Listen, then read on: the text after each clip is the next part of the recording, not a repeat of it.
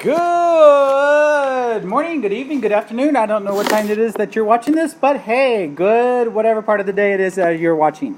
Here is our test review for Unit 5. Okay, let's get started because we probably got a lot to go through and I want to get through it as quickly as possible. Thank you so much. There we go.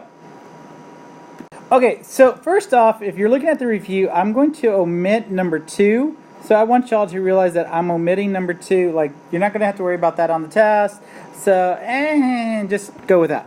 Okay, so let's look at these triangles, and let's look. Again, because this has a right angle here, this makes it a right triangle. And then you got a 7, and those two sides don't look like they're equal, so this is going to be scaling. I hate to go based on look, but hey, that kind of works there. All right. Obviously, I would go to this one, DEF. That's a horrible tracing of a triangle, but you got the idea. Anyways, that one right there is equilateral. Well, I'm going to put here equilateral here. And if it's equilateral, it's also equal angular. And keep that in mind. Equilateral and equal angular are the same thing. Okay? And keep in mind that's also going to be equal to 60 degrees. I mean, each of these little angles right here is going to be equal to 60 degrees, 60 degrees, 60 degrees. That also means that if that's 60 right here, that's going to be 120. This angle right here is going to be 120 degrees, which would make this a CDF, an obtuse triangle. That's also going to be scaling. All right. Now, notice that this is 5, so this is 5, so this side is 7, this is 7, so this is an isosceles triangle, isosceles, and then it should be acute, more than likely, because this is 90, there's going to be some reasons to that would suggest that that's going to be less, all those angles should be less than 90 degrees. There you go, that's that. That should be easy, and there's only going to probably be 1 or 2 problems with that, so, kind of keep that in mind. You should know how to find separate angles here. So like on number 3 here, again, how would I find angle 1? I should be able to say 180 minus 88, and that would give me 92. I should be able to notice that these are parallel lines right here. That means parallel lines, and since parallel lines, I know corresponding angles because these lines are together on the same transversal. Corresponding angles are going to be the same, so angle 3 is 64 degrees. If I add this is 64 and this is 92, I add those two together and you get 156. Subtract that from 180 and you get 24. So angle 2 is 24 degrees. Okay, add 64 and 81 and you would get 145.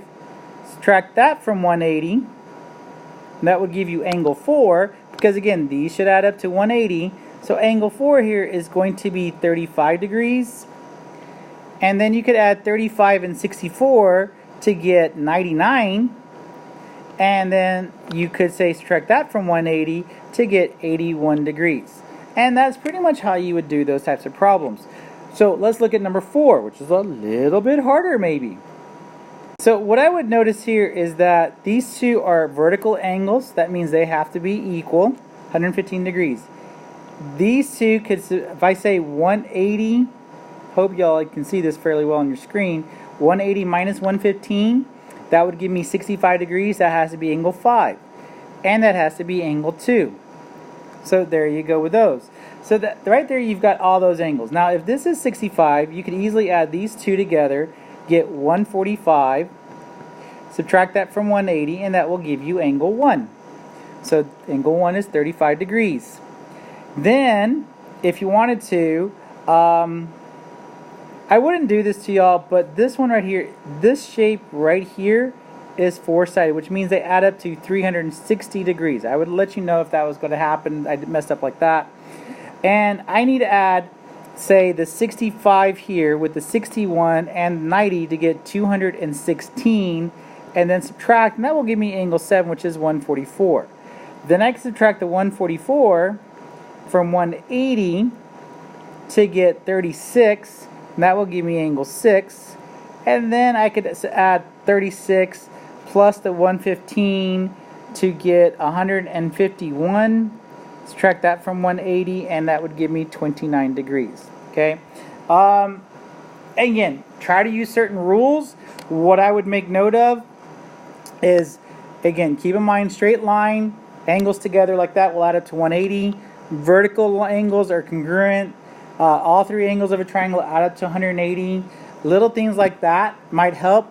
Don't forget also that if you have two interior angles, they add up to equal the third angle. So that's things that you may want to add to your SAY formula sheet. Okay, so let's look at number 5. I'm going to give you the drawing, but if you look at 5 and 6, there is a slight difference between the two. On number 5, all three angles are located inside the triangle, so you need to add those up. So I'll show you here, like this is how I would add them up. I would line them up, so I know all I got to do is add my x's. 8 plus 6 plus 3 is 17. Negative 35 minus 5 minus 1 is negative 41. And then you can add and then divide to get that x is equal to 13. On the other one, you need to add the two inside ones and set them equal to the outside one. And that would gain variables to the left, numbers to the right type of thing. And then you can divide after you do that. So notice how I set that up and kind of went from there. And so you get 13 and 18 for those two. Be careful on number 7 and number 8. They want you to say, find the angle A. So again, same as like number 5. You add them all up, set them equal to 180 on number 7, and then you would divide, or you get x equals 11. Put 11 in there, and say 9 times 11 is 99, plus 17 would give me 116. On number 8, we add those two small ones together. 7 plus 5 is 12x. Negative 26 minus 27 is negative 53. Equals 10x minus 23. Again, variables to the left, numbers to the right, and you get 2x is equal to 30. And then you can divide by 2 to get x equals 15. And then again, you plug it in, and you should find out that the angle is equal to 48 degrees.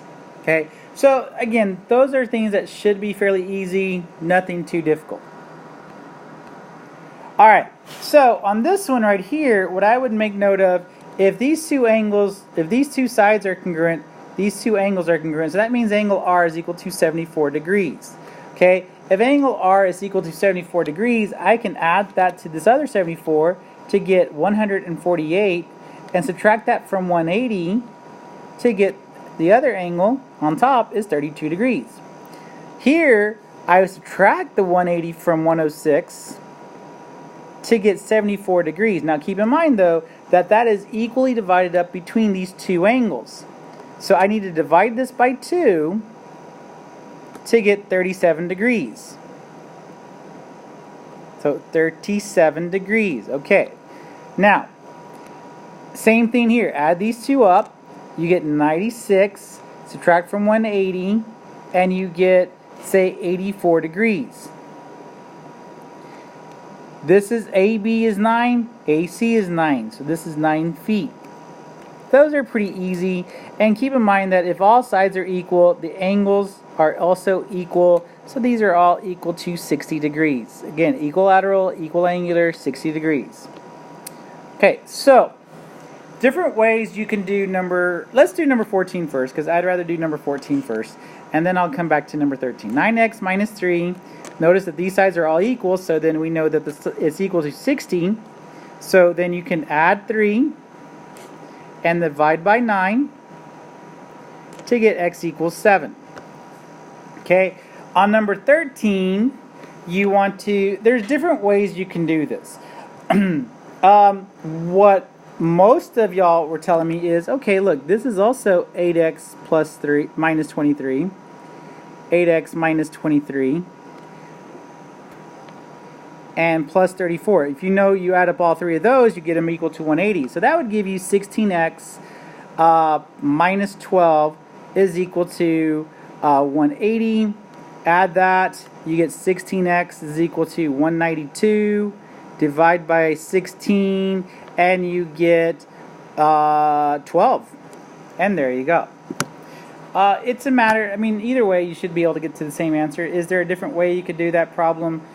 Yes, but I'm short on time, so yeah, if you need a question on that, you can ask me real quick before the test starts. Anyways, all right, when you look at a problem like 15, what I do there is, okay, it tells me that it's isosceles,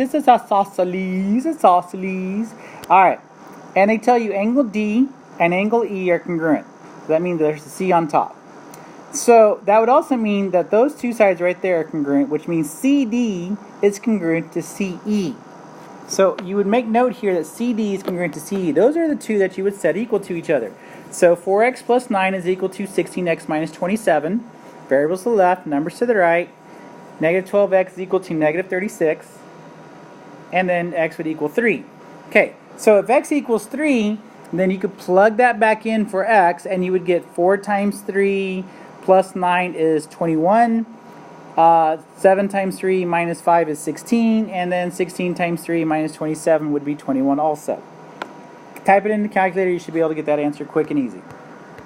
Let's go to number 16. If you read number 16, they tell you it's an equilateral triangle. QR is 17 more than twice x, or 2x plus 17. RS is 19 less than 6 times x, and QS is 1 less than 4 times x. And you just need to set them equal to each other. So it really doesn't matter which ones you want to do. Let's say you decide to go with 4x minus 1 is equal to 2x plus 17. Variables to the left, numbers to the right. That's going to end up giving you 2x is equal to 18, so x is equal to 9. Then, if you plug it in, so QR, 2 times 9 is 18, plus 17 is 35. All of them should be 35. 9 times 6 is 54, minus 19, 35. 4 times 9 is 36, minus 1 is 35. So basically, all three sides are equal to 35. I mean, it's equilateral. They should all equal 30. I mean, you found one answer. They should all equal the same thing. So kind of like a, oh yeah, oh, okay. Moving on. Let's go back to 17. Boom. Okay, so when I look at a problem like 17, I make notice of what letter repeats. And maybe that's something you make note of on your formula sheet, but what letter repeats? J. So I'm going to put J on top, and I'm going to put the other two on the bottom. Those two, K and L, according to this, JK is congruent to JL, which means K is congruent to L. So, if that's the case, then those are the two I would pick. Angle K and angle L, 4x minus 1, 9x minus 31. And then, again, variables to the left, numbers to the right. The hardest part about this is making sure you get the right two connect equal to each other. So once I found out that x equals 6, I could say here that the measurement of angle J is equal to 23 times 6 minus 4. 23 times 6 minus 4 is 134. Okay? And then let's see here, angle K, the measurement of angle K is supposed to be 4 times 6 minus 1, which is going to be 23. And then the measurement of angle L should be the same thing, but 9 times 6 is 54 minus 31 is 23. So guess what? It all worked out. These are degrees. So there you go. And again, we'll see how that works out. 17 and 18, or 18, 19, and 20, I don't think should be too hard. Hopefully you can read my handwriting there. But this one was a little bit whatever. But you can see, you should know your congruency statements. So you should be able to do that. Make note of when it's asking for the sides versus when it's asking for the measurements. Like here, JI goes with XY, so that's 16 meters. This would be 15 meters. And then this one is 37 degrees, 114 degrees. And then you add those two up and subtract. You get 151, so that's 29 degrees. Okay. Again, fairly simple. Also be able to recognize side, like side angle, side angle, or angle, side angle, angle, side. I would draw those into my thingamabobby. But this one right here was angle, side angle. Well, I could do this, ha ha. And then this one was Remember, shared sides always mark. When they're shared, I would mark, and that way I could see that that's side, side, side. Here, if I look at that one, that's side, side, angle.